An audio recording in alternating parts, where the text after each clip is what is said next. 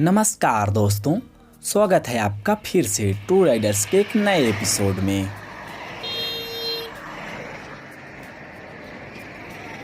दोस्तों, आज मैं हूं मध्य प्रदेश की संगीत की राजधानी और देश के 108 शक्तिपीठों में से एक मां शारदा की पवित्र नगरी मैहर में। दोस्तों, मैहर पद्म भूषण उस्ताद अलाउद्दीन खां की संगीत की नगरी है और इसे मध्य प्रदेश की संगीत की राजधानी भी कहा जाता है। और यहाँ विराजमान मां शारदा देवी का मंदिर देश के 108 शक्तिपीठों में से एक है और आज हम मां शारदा देवी के दर्शन के लिए यहाँ आए हुए हैं। तो चलिए फ्रेंड्स, बढ़ते हैं सफ़र के आगे की ओर।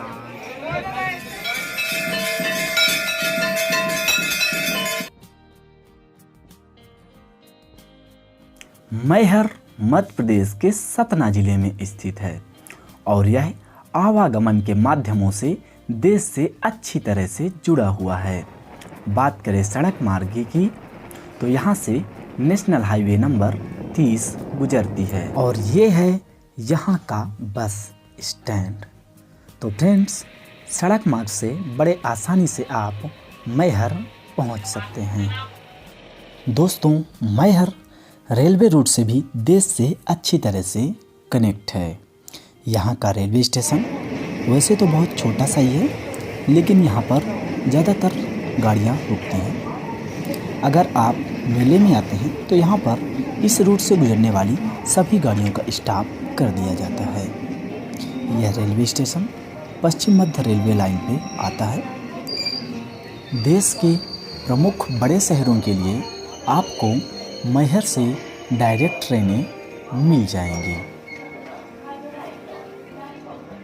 स्टेशन में आपको ऐसे साइन बोर्ड भी मिल जाएंगे जिसमें लिखा रहेगा मां शारदा देवी मंदिर जाने के लिए यहाँ उतरिए। मैहर का निकटतम एयरपोर्ट जबलपुर है, जो यहाँ से मात्र 160 किलोमीटर दूर है। तो फ्रेंड्स, मैहर आप बड़े ही आसानी से देश के किसी भी कोने से आ सकते हैं। फ्रेंड्स, जैसे ही आप मैहर आते हैं, मैहर में आपको हर चौराहे पे मां शारदा देवी मंदिर की दूरी और एरो के निशान आपको मिल जाएंगे। तो इसमें आपको किसी भी चौराहे में पूछने की ज़रूरत नहीं होगी।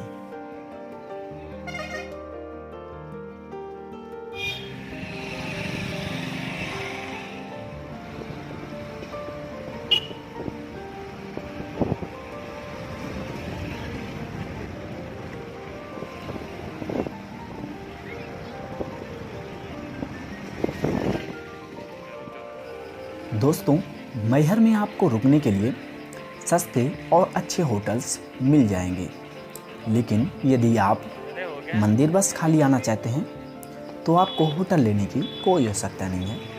यहाँ पर मां शारदा ट्रस्ट बोर्ड की तरफ से कई यात्री निवास बनाए गए हैं जो अच्छे हैं और सस्ते हैं और सभी में एसी एंड नॉन एसी का भी ऑप्शन मिलता है।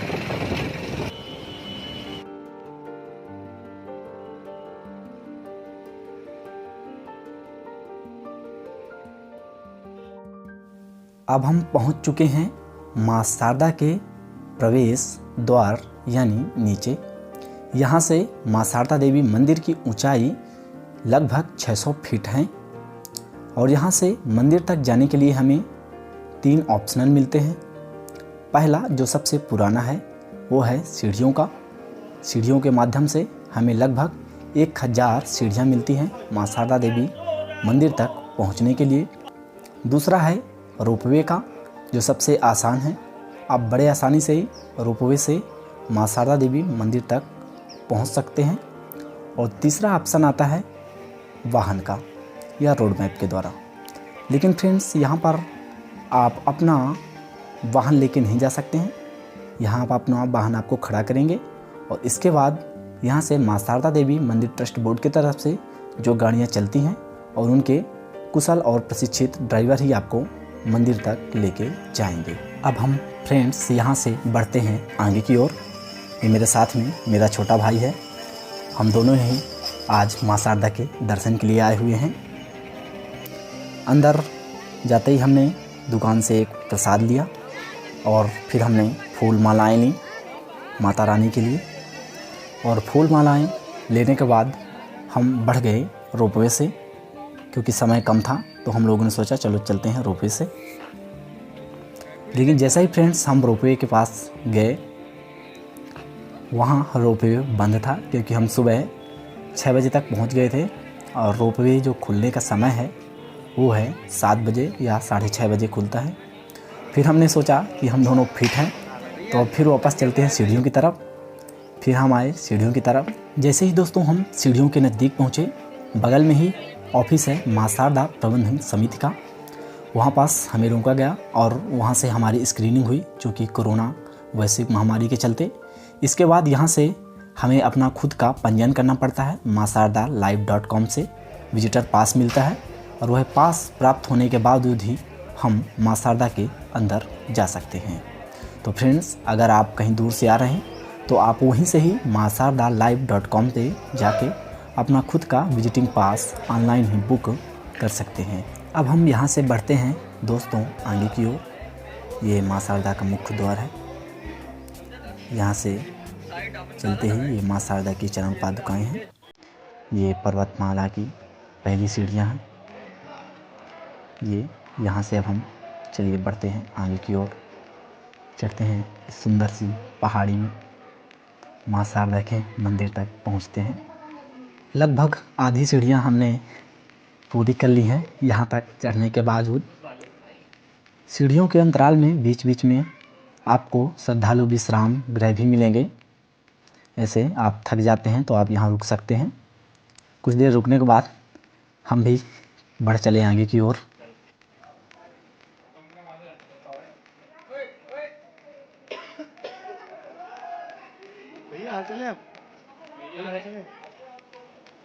यहाँ आगे चल के एक और सड़क मार्ग हमें मिला। यहाँ से अब सीढ़ियों का रास्ता शायद कुछ दिनों के लिए बंद कर दिया गया है। यहाँ से सभी श्रद्धालुओं को इस साइन बोर्ड की सहायता से घुमा दिया गया दर्शन मार्ग।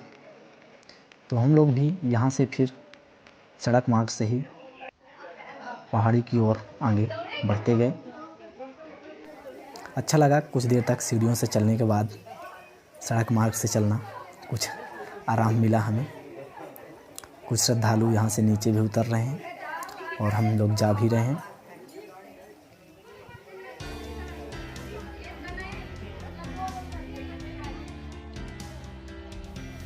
इस पहाड़ी में ऊपर चढ़ने के बाद मैहर शहर बहुत ही खूबसूरत दिखाई पड़ता है। ये खूबसूरत बांध भी यहाँ से दिखाई पड़ते हैं सड़क मार्ग से चलने पर। कुछ लोग यहाँ पर खड़े होकर फ़ोटो भी ले रहे हैं। बहुत ही सुंदर दिखाई देता है वाकई ये शहर ऊपर से पहाड़ी में चढ़ने पर देखने पर। 600 फीट की ऊंचाई भी बहुत ज़्यादा होती है। फ्रेंड्स, अब हम पहुंच चुके हैं जस्ट मुख्य मंदिर के नीचे। ये नगाड़े वाले हैं, जैसे हम सीढ़ियों से आते हैं ये हमारे लिए नगाड़े बजाते हैं। हम मुख्य मंदिर के कुछ सीढ़ियों से ही नीचे हैं, ये लाइन पे लगे हुए हैं हम। अब ये मुख्य मंदिर है। अंदर कैमरा ले जाने के लिए हमें इजाज़त नहीं है, तो यहाँ से हम अपना कैमरा बंद करते हैं। और काफ़ी आग्रह करने के बाद फ्रेंड्स हमने अपना कैमरा यहाँ के सुरक्षाकर्मी जो थे उन्हें सौंप दिया और उनसे हमने रिक्वेस्ट की कि आप कुछ तस्वीरें मां शारदा की और वीडियो बना के हमें दे दें। तो ये जो गार्ड थे उनको हमने अपना कैमरा दे दिया। तो ये जो आरती की वीडियो आप जो देख रहे हैं और मां शारदा की ये जो फ़ोटो हैं, ये मेरे कैमरे के ही द्वारा यहाँ के सुरक्षा कर्मियों के द्वारा ली गई हैं। आप बड़े आसानी से ही मां शारदा के दर्शन कीजिए। तो दोस्तों फाइनली हमारे दर्शन पूरे हो गए और अभी हम मंदिर प्रांगण के ऊपर ही हैं, जो अब खाली ये मैदान आप देख रहे हैं। और ये हमें प्रसाद भी मिला है मां शारदा के द्वारा। अब हम ऊपर ही हैं अभी। ये आप जो देख रहे हैं ये मंदिर के पीछे का हिस्सा है। हम लोग भी इन्हीं सीढ़ियों से नीचे उतरे। ये मुख्य मंदिर है और यहाँ काफ़ी बड़ा मैदान है, अच्छी जगह है। यहाँ पर सभी आकर ज़्यादातर लोग ये तस्वीरें ले रहे हैं। हम लोगों ने भी कुछ तस्वीरें ली। काफ़ी मैदान है, ज़्यादा भीड़ भी नहीं है और एकदम सुबह का वक्त था। ये काफ़ी अच्छा मैदान है यहाँ, अच्छी साफ सफाई भी है, बड़ा मैदान है।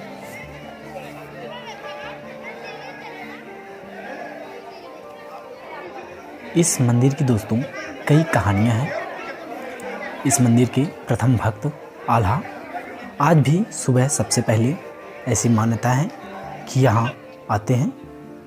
पहाड़ी के पीछे उनका मंदिर भी है, यहाँ से निकलने के बाद हम वहाँ चलेंगे भी। और यहाँ रात में इस मंदिर पर पट पूरी तरह से बंद हो जाने पर इस पहाड़ी में कोई भी नहीं रुकता है, यानी यह मंदिर पूरी तरह से खाली रहता है और सुबह ही यहाँ मंदिर खुलता है। कई कहानियों और कई मान्यताओं के अनुसार यहाँ के पुजारी और कुछ न्यूज़पेपर और टीवी के अनुसार हमने भी सुना है कि इस मंदिर के प्रथम भक्त यानी आल्हा आज भी इस मंदिर पे आते हैं। जब सुबह कई बार यह मंदिर का पट खोला जाता है तो मंदिर में कुछ फूल मालाएं माता के चरणों में प्राप्त होती हैं। ऐसी मान्यताएं हैं कई, और इस मंदिर की कई मान्यताएं हैं दोस्तों कि इस मंदिर पे आने वाले की हर मनोकामना पूर्ण होती हैं। जो भी माता के दरबार में जो भी मन्नतें मांगते हैं उनकी सभी मुरादें पूरी होती हैं। इसी वजह से इस मंदिर में कई राज्यों से तक के, कई दूर दूर तरह तक के लोग भी इस मंदिर तक यहाँ आज भी आते हैं। यहाँ पर कुछ बच्चे इस सीढ़ियों के सहारे सरक रहे हैं नीचे। काफ़ी अच्छा लगा मुझे देखकर कि आज भी ये पुरानी चीज़ें बच्चों में जिंदा है, ये सरक रहे हैं। बहुत अच्छा लगा इनको सरकते देख के, मेरे अंदर का भी बचपना जाग गया और मैं भी थोड़ा कुछ देर तक इसमें सरका और हमें अच्छा लगा। बच्चों के साथ थोड़ा समय हमने बिताया। इसके बाद दोस्तों हम नीचे की ओर उतरने लगे। ये कुछ लोग चढ़ रहे हैं, हम इसके बाद नीचे उतरे।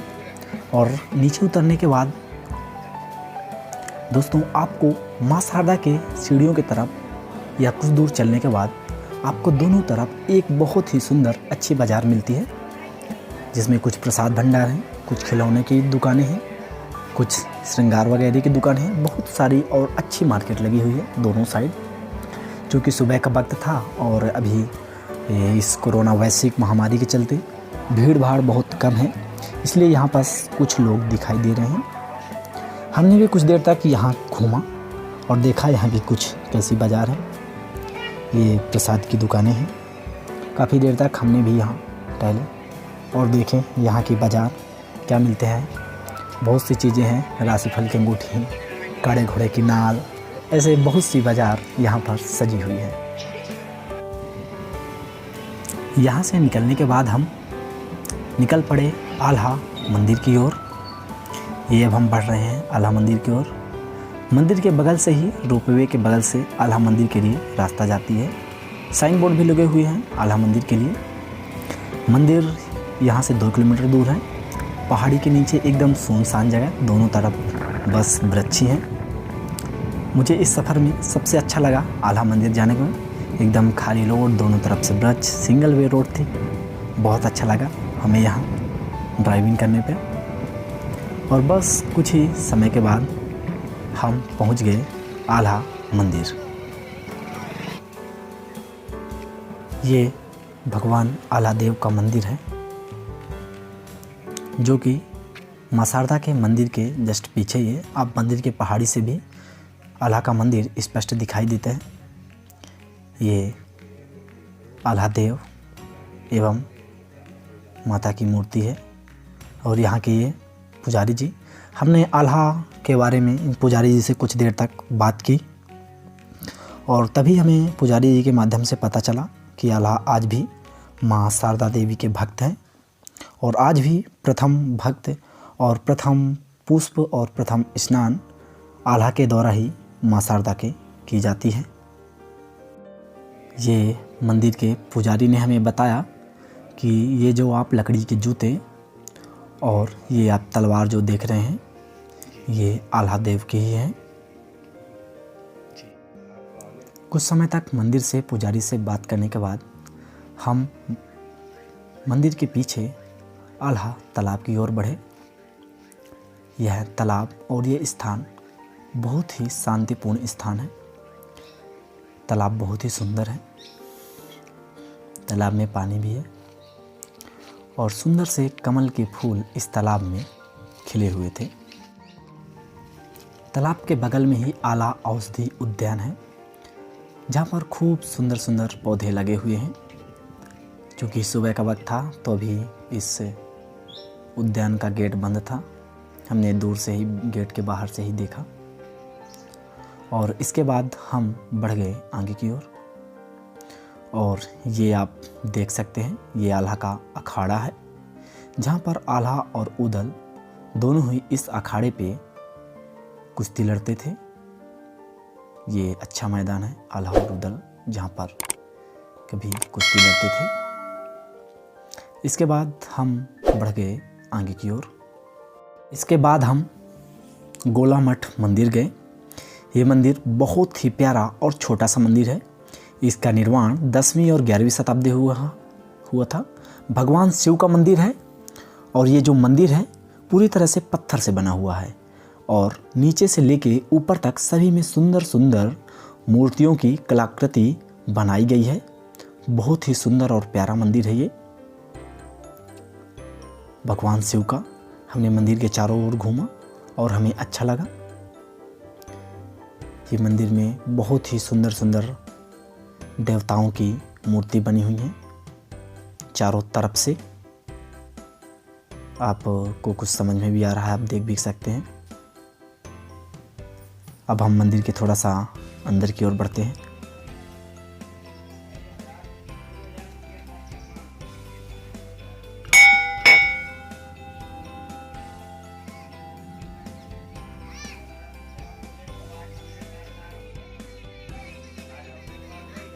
भगवान शिव का ये मंदिर है अंदर। ये बहुत ही प्यारा और सुंदर मंदिर है ये। यहाँ पर एक भक्तगण ये पूजा अर्चना ही कर रहे हैं। मंदिर का गुम्बद भी काफी ऊंचा है।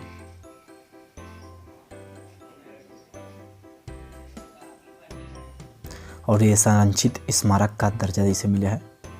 ये गोला मठ मंदिर है। इसका निर्माण भी आप देख सकते हैं 10वीं और 11वीं शताब्दी में हुआ था। इसके बाद ही हम गोला मठ मंदिर के सामने ही बड़ा अखाड़ा मंदिर है, हम वहाँ गए। यहाँ भगवान शिव, श्री राम, जानकी एवं हनुमान जी हैं। ये हम मंदिर के गेट के अंदर की ओर चल रहे हैं। ये भी मंदिर बहुत प्राचीन है और यहाँ पर संस्कृत विद्यार्थी भी रहते हैं और अपनी शिक्षा ग्रहण करते हैं। ये हम मंदिर की अंदर की ओर चलते हैं। ये यहाँ कई यज्ञ वगैरह भी होते रहते हैं। ये आप मैप देख सकते हैं। भगवान श्री राम जहाँ जहाँ रुके थे ये उन्हीं का निवास स्थान है। भगवान श्री राम यहाँ भी रुके थे। और ये बड़े अखाड़े के मंदिर के सभी देवगण आप देख सकते हैं। एक मंदिर। अब हम आगे की ओर भी मुख्य मंदिर की ओर बढ़ते हैं। ये आप देख सकते हैं, चलते हैं और अंदर से श्री राम दरबार का ये मंदिर है। भगवान श्री राम, लक्ष्मण, सीता, जानकी, हनुमान जी सभी देवगण विराजमान हैं। कोशिश करते हैं आपको स्पष्ट दिखाई दे रहा हो। बड़ा अखाड़ा मंदिर के बाहर ही भगवान शिव का बड़ा मंदिर है।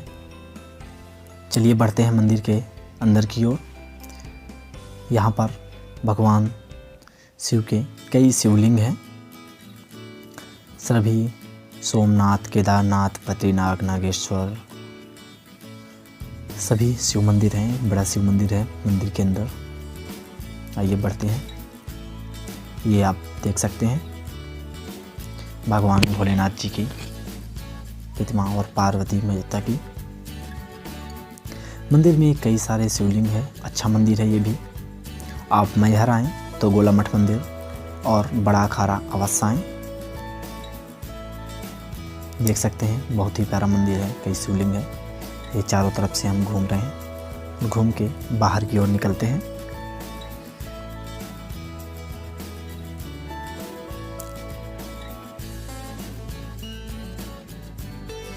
यहाँ से निकलने के बाद फ्रेंड्स हम उस्ताद अलाउद्दीन खां के म्यूजियम में गए।